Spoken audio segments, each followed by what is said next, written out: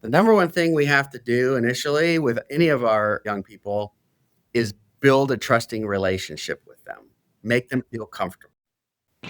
When young adults don't have safe housing, trusted adults, or a sense of belonging, prevention fails, and traffickers step in to fill that gap.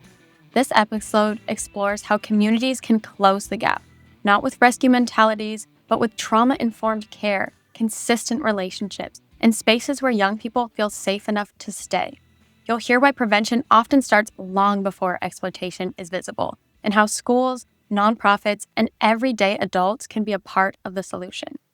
Hi, I'm Delaney. I'm a student here at Vanguard University, and I help produce this show.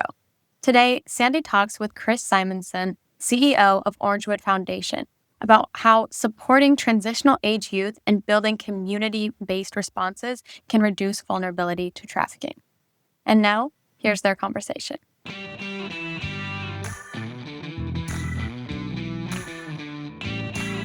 Chris, I am so grateful to have you on the Ending Human Trafficking podcast. Welcome.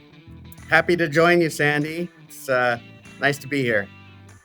We have known each other a pretty long time, and I think one of the highlights in my career was when Orangewood, and you in particular, gave me the Crystal Vision Award.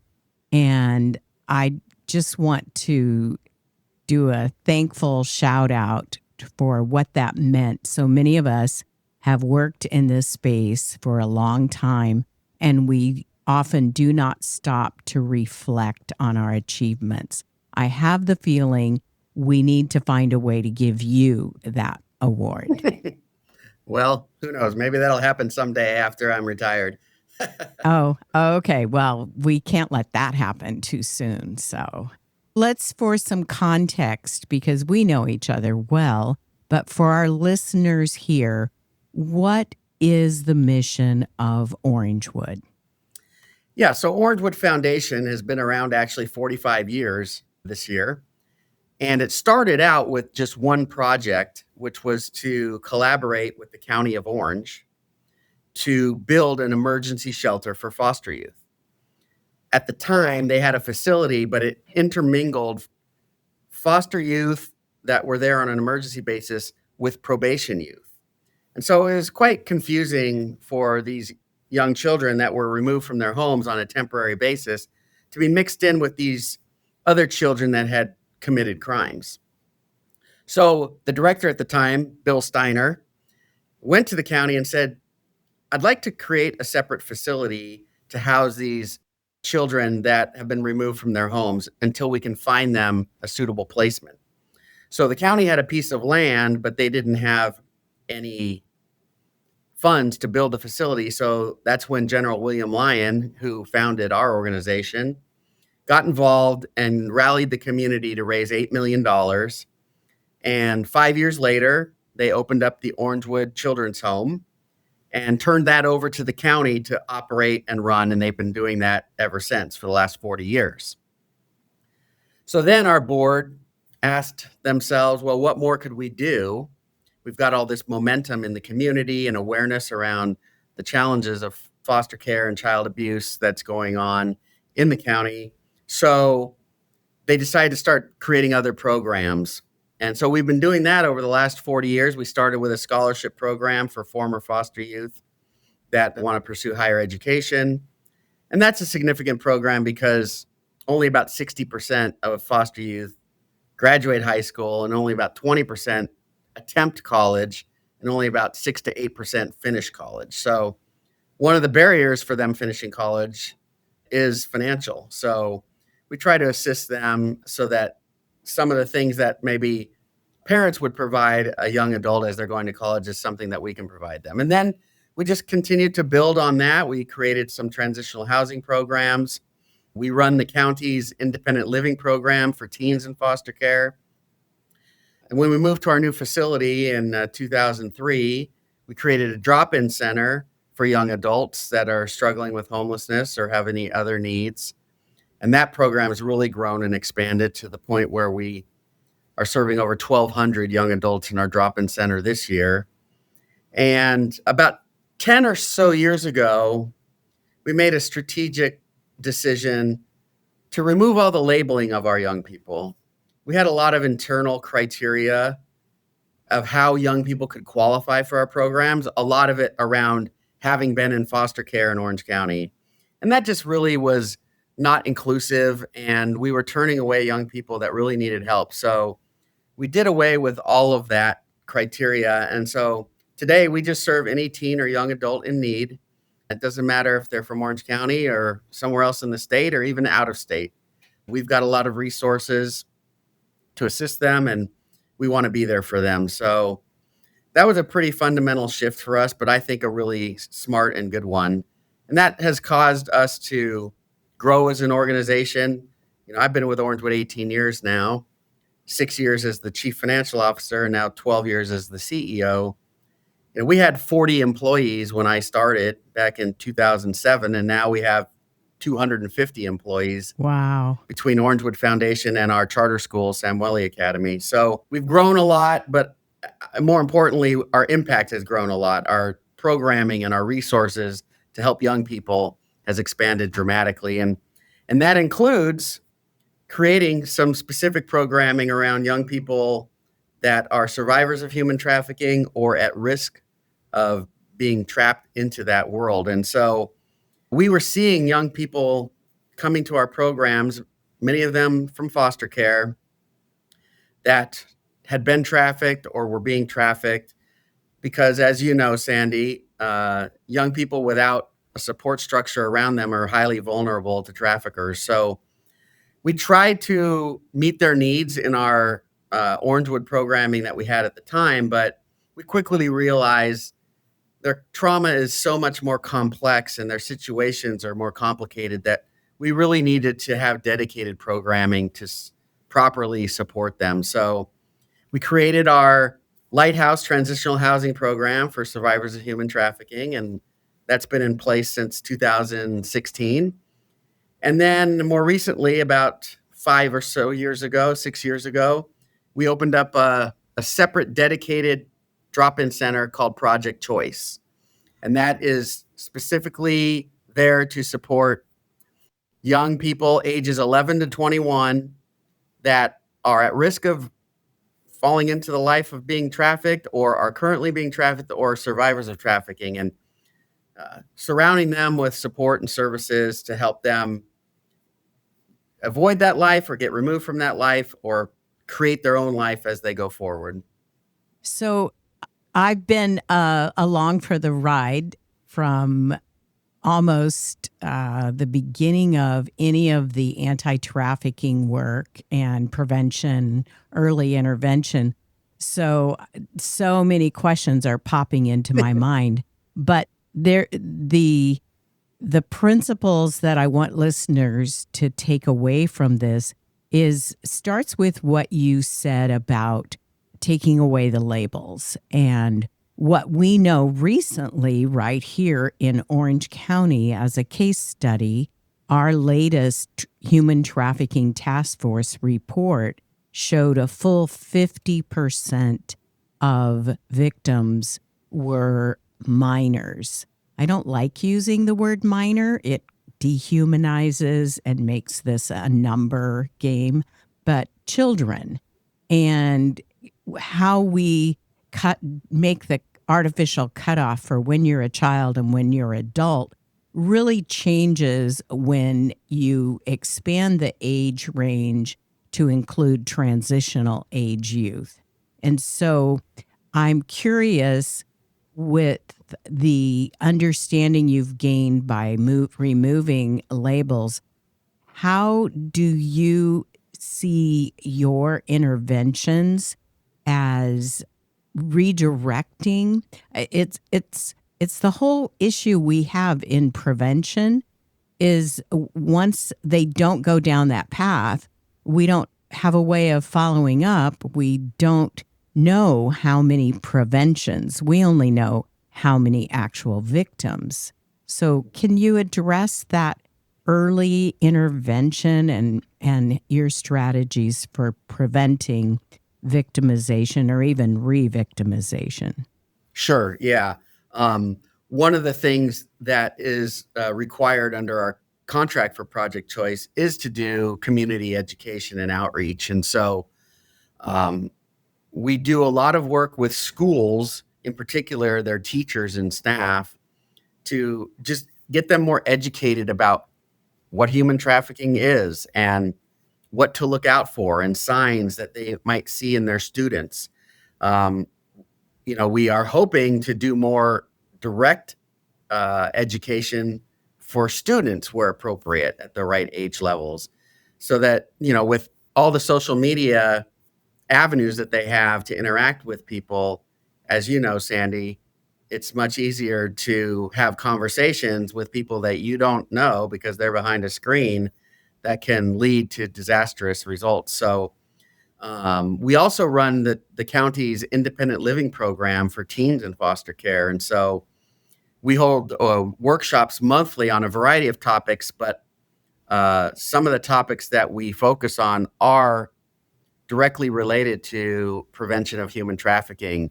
How to behave, how to dress, how to act. Don't over-sexualize yourself the way you dress or act. Those could send out the wrong signals. Healthy relationships, all of those things that when the education of the children in those areas don't exist, they can easily be entrapped into a very damaging and awful relationship, as we see when they come into our Project Choice drop-in center, and they may be currently being trafficked, and they are, underage, and that's just, horrible for us to see. And we want to, our goal is to really put Project Choice out of business, right? We don't want to have a drop-in center for young people that are victims of these crimes. So, that's kind of our major focus there, really. And I think in talking about labeling too, I think it's important, and this obviously extremely well, but I think we've made a lot of progress in moving away from, terms that were used in the past, like, prostitution and things like that, and more towards victims and survivors. And I think in changing that language, it's helped the general public be more open to learning and understanding about this issue, how it's impacting their community, and ways that they can get involved to help with the services and programs that are in that area. So, before it was looked at as a crime, and now I think we're making good progress with the help of you and others to change the lens that people in the general community are viewing these situations. Well, and you've referred to some of the developmental realities of the kids that you see. And because of their gaps, often they haven't had the long-term stability. They haven't had stable housing, for instance. They may have moved from school to school, and they just don't have the supportive infrastructure around them. So when they come to the drop-in center, how do you design services that make them come back over and over again in order to take advantage of those services? Yeah, I think the key for us is creating a safe environment for them, one where they can be themselves. We're not going to be judging them, and we don't need to get to work right away when they come to see us. The number one thing we have to do initially with any of our young people is build a trusting relationship with them, make them feel comfortable. A lot of them, like you said, they had such instability in their childhoods and teenage years. They don't know what trusting, healthy relationships are. They've had a lot of adults abandon them, or have, had other adults making decisions about their life, where they go to school, where their placement's going to be, who they're going to live with, that they really just have a general distrust for adults. And so our goal is to get them to feel comfortable with us. And that doesn't happen overnight. Sometimes it could take weeks or months. But eventually, when they feel safe and secure, then we can start, working with them on their goals. It's not what Orangewood Mm. Foundation thinks is best for them. Of course, we're going to offer our opinions and guidance, like any parent would do for their child, for example. But we want to know what is it that you need from us? How can we help you? How can we walk alongside you? And if we can start with some small goals first, creating safety plans, for example, or trying to identify, are there any consistent adults that have been in your life? And it might not be family members, it might be a coach or a teacher or somebody that, some relationships that you can latch onto, that you can start building a social network of your own in the adult community that can help you. And so for some people, unfortunately, there aren't people like that, and they rely heavily on our team and our staff. But our goal is to get those relationships developed, because they can't obviously rely on our organization, for their entire life. They need to build a life of their own with a support network that can be there for them. But starting with that foundation of a safe space, I think too often wonderfully well intentioned people start with, okay, I'm going to teach you financial literacy and good decision making, all of this. And the young person is just thinking, what will be my quickest exit if this all goes wrong? And as I've worked with survivors over the year, and we do a survivor gap scholarship, and when I've had a student sitting in my office trying to explain why she could not do her homework because she had lost her housing and was now in a homeless shelter where she was concerned because of the open sleeping arrangements and could not focus. So we get things out of order. We all need to go back to our first year freshman psych class and look at Maslow's hierarchy and that safety foundation. And being accepted and feeling safe gives us a foundation for more long-term outcomes. I want to ask about how you particularly, because I've heard you speak passionately on this. And one statement I wrote down years ago, and it's come up in other conversations, was the role of loneliness and connection. And can you explain where that comes from and why you're so passionate about being the answer?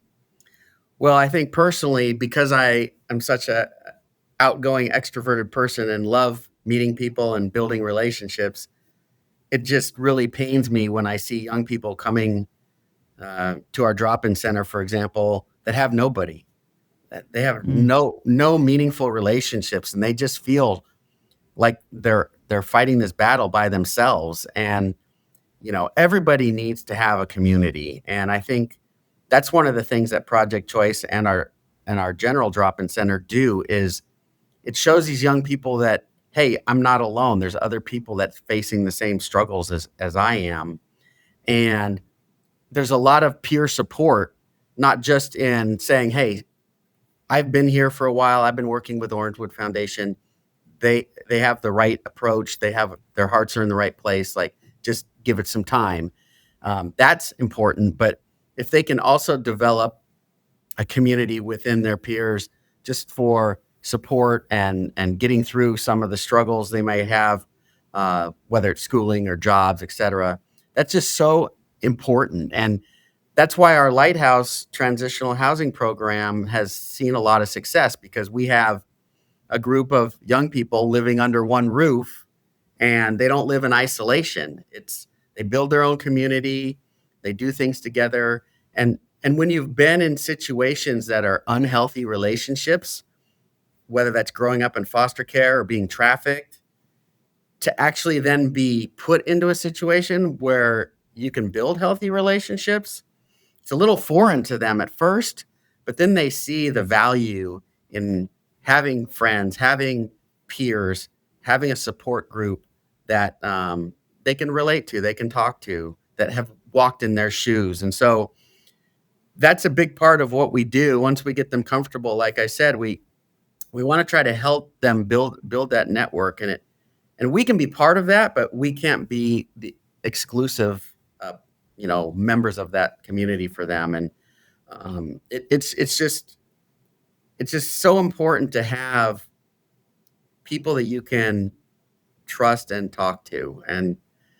unfortunately, for these young people that have been trafficked or coming out of trafficking, so many people have told them, what to do for so many years. They haven't made a lot of their own decisions over the time. So, even just who to pick to associate with and get to know, it can be scary for them because, their trust has been violated so many times. And so it's just something that we really focus a lot on as our first step. Like you said, you don't want to get things out of order. If you start pushing someone to try to accomplish these tasks before they're ready, or even get to know you as a person or an organization, they're just going to say, oh, this is just like any other place that I've been to, and trying to tell me what to do. And they don't listen to me. I mean, really for us, it all starts with what's best for the youth and what does the youth want. So they're empowered to create their own community there. When you said the word safe community, it reminded me of a project our Vanguard students are doing now that's called Safe Community, Safe Kids. And people often listen to that nice, catchy title and think we're putting together teams of adults to be around the kids. But we're not. We're equipping young people, middle schoolers, high schoolers, to create their own safe community. They're the ones who understand the pressures that they experience in their social setting. They share with each other their challenges, perhaps in a home environment or in another situation, and they have similar experiences and they can lean on each other. And Project Choice creates, I did some evaluation work years ago that included Project Choice. And one of the most memorable conversations that I had, Chris, and I probably should have told you because it's such a great story, when I had to do a focus group online because we couldn't do it in person, the kids who showed up surprised everybody because they were so eager. They were lonely. And now we had a space to meet and a reason because they were participating in a focus group. And their concerns and support for each other were visible. I remember one student saying to another, so are you still doing your community college classes? So they were better than the adults around them, who sometimes we kind of come off with a checklist mentality. Oh, these are the things I need for this kid, so I'm checking them off here.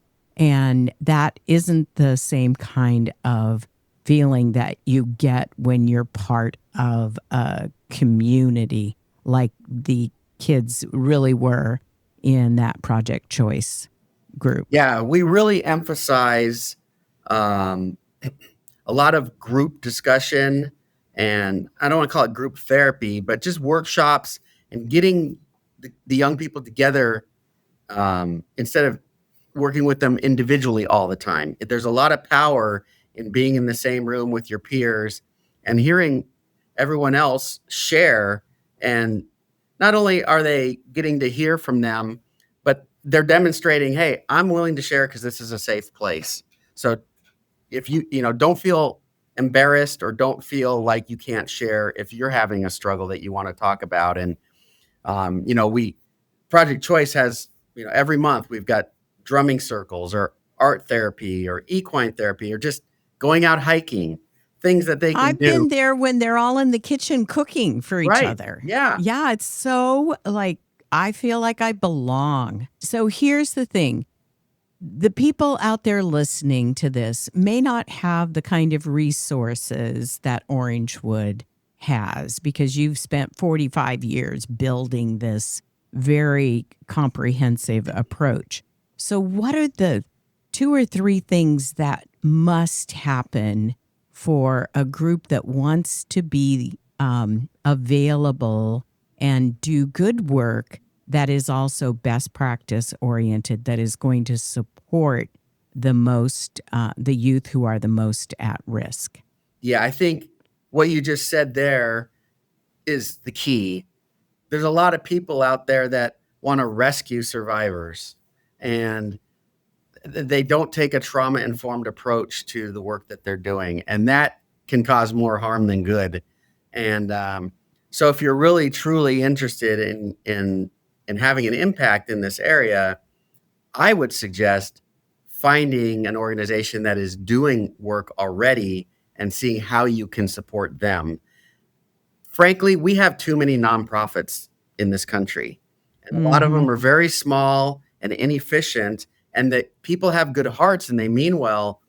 But if we could combine forces and collaborate more, the impact can be much greater. And so now, if that's not something that somebody wants to do and they really want to do it on their own, I would suggest that they get very educated on the topic of human trafficking, because there's a lot of misinformation out there and misconceptions, and you have to really understand what the problem is before you can try to solve it, and you need to be educated. And so I think that takes some time and effort to talk to experts like you and others, uh, to say, well, how how does this problem exist, and why is it in every large community that we have, in the state and in the country, and then what are the true needs, and figuring out how you can help.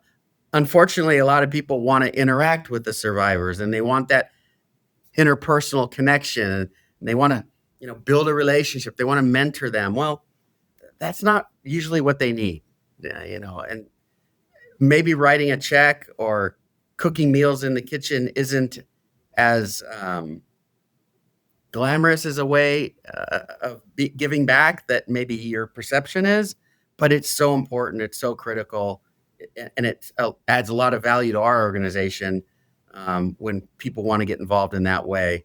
The task force that we're a part of, headed up by the Samueli Foundation, I think is a great example of people that are passionate about this issue. They want to get involved, just educating the broader community about this issue does exist in our community. And by us not addressing it, it makes our community worse off. And I think we're still in that phase of this societal issue where there is a lot of education that's still needed. So maybe people can, educate different community groups, or, give presentations, and that's very helpful. And that example of the collaborative to end human trafficking that we both belong to, it has been a model of looking ahead and inviting other organizations into that collaborative space. And you've already started to address my focus as we look ahead to the kinds of innovations and collaborations that will most strengthen our communities. You've already mentioned don't start your own nonprofit, join, collaborate, go alongside, strengthen what's already there. What else do we need to do to change the trajectory of students? We started this show with the report that in Orange County now, our victims are 50% minors. Those are children. And we aren't doing enough to make sure that they are safe. Yeah, I think The social emotional aspect of a teenager is something that our schools need to focus on and take an interest in and dedicate resources to. At our public charter school, Samueli Academy, we do that. We look at the whole student. It's not just their academics. We have to support their other social emotional needs. And so we have a full-time clinical psychologist on staff. We have support staff for her, and she has a small team there. We also have what's called advisory period, which, getting back to building a community with your peers, when you enter our high school in ninth grade, you are assigned an advisory group, kind of like homework for us older folks, our homeroom. But Yeah, I remember my homeroom sure, friends. the difference is you have 15 people in your cohort, in your advisory group, and you stay with that group for 4 entire years with the same teacher moderating that advisory group. And actually, at our Mm. graduation ceremony, it's the advisory teacher that announces every student that's in their advisory class as they graduate. So that Ah, group spends a lot of the time every week, and we have a separate period for advisory a couple times a week to talk about other things outside of academics, what's going on in the world, issues like, bullying, social media, human trafficking. We've had our students at our school do PSAs around human trafficking in the month of January to help build awareness. So I think there's a big role for schools to play in educating their students about those societal issues that they are vulnerable in being approached and potentially lured into. It's not going to be a vast majority of the students, but everyone matters that we prevent from getting entrapped into these situations. And so it's a big focus for us at our school, and I would hope that we could get our schools to dedicate more time and energy and resources to those other topics. and to your point about how often volunteers and nonprofit lead want to actively have one-on-one relationships with survivors and victims. But if we are truly committed to prevention, then we're going to be doing the things that support prevention. The more integrated approach that Orangewood uses with housing and mentorship and wellness. And that means coming along. So I've talked to, for instance, schools in my area that would love to do some of the activities that we do at Samueli Academy, but they don't have the resources. So what if your organization came alongside one school to make sure that they could do those kinds of projects that build into the confidence and the sense of belonging for a young person? Yeah, no, you're absolutely right. I mean, that's something that we do in Project Choice to an extent. We have a contract with the Fullerton School District to, like I said, educate some of their staff and teachers, but we are going to be moving to evolve into direct education in the area of prevention with their middle schoolers, especially. And so we're excited to move into that area of prevention. Right now, we're kind of more in the education of the general population or mandated reporters. But the Mm. next step is to really provide some education to the students that are the potential victims themselves. And, I think we're at a point now where we can do that without parents getting in an uproar. What are you talking about? Teaching, talking about prostitution and things like that. I think there's enough that's been done where we aren't going to have those roadblocks like maybe we had 10 years ago when trying to talk about these topics in school. Yeah. Okay, so we're going to have to continue this conversation and see how that goes. So Okay. I'm going to hold you to that. Thank you so much, Chris, for joining me today. And I value so much our opportunity to collaborate. And I've learned so much from you. And I am grateful for Orangewood here in Orange County. Well, Sandie, I appreciate our friendship, and you were a very deserving honoree for our Crystal Vision Award. You've been a staple in our community here, leading the charge around human trafficking and support for survivors. And you've helped educate us and mold our programming here so that we're doing the right kind of work in the right way. So our partnership is something that I value a lot, and there's more work to do, and we will continue to do that together. And we will put links to the projects that you've got in our show notes. And people, please take advantage of learning from the experiences at Orangewood. Thanks, Chris. Thank you, Sandie. Thank you to Chris Simonsen for the practical challenge he shared. If you want to help, don't rush in with a rescue mindset. Get educated, support trauma-informed organizations already doing the work, and strengthen what's working through collaboration. That is a concrete way communities can close the gap that makes young people vulnerable. Listeners, if you love this conversation, make sure you check out our website at endinghumantrafficking.org for tons of in-depth show notes and other resources. If you'd like to help us grow this podcast, you can start by sharing this episode with somebody and connecting with us on Facebook, Instagram, or LinkedIn. As always, thank you for listening.